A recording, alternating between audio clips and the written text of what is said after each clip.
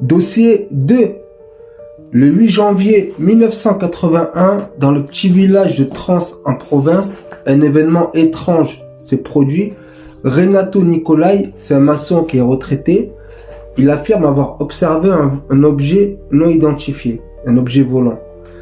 Cet objet atterrit brièvement dans son champ, et d'ailleurs ce cas est connu sous le nom de l'affaire Trans en Provence.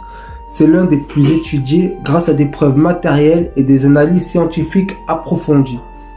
Cet incident continue de fasciner par son mystère et sa crédibilité. En fin d'après-midi, Renato Nicolai travaillait sur son terrain.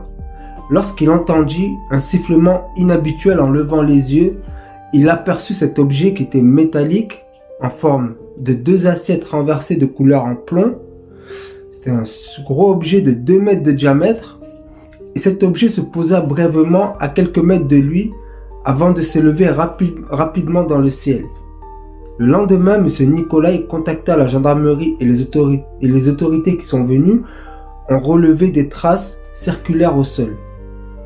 L'ancien organisme, qui est maintenant appelé le GEPAN, groupe d'études des phénomènes aérospatiaux non identifiés,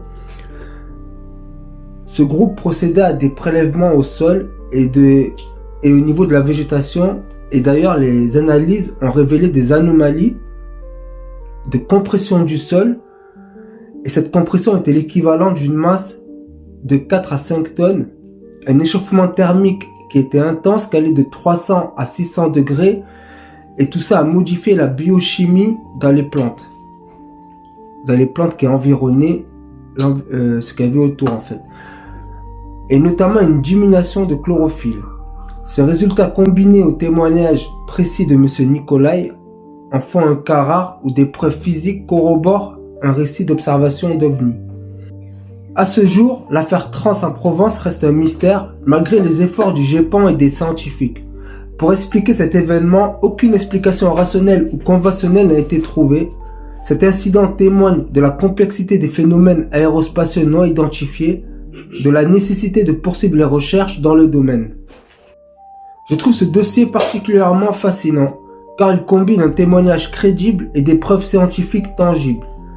Contrairement à de nombreux récits d'OVNI basés sur des observations visuelles, l'affaire de Trans en Provence offre des éléments concrets à analyser. Je trouve intéressant que ces organismes officiels comme le GEPAN prennent ces événements au sérieux, mais ça reste frustrant qu'aucune explication définitive n'ait pu être donnée. Cet événement pose une question fondamentale.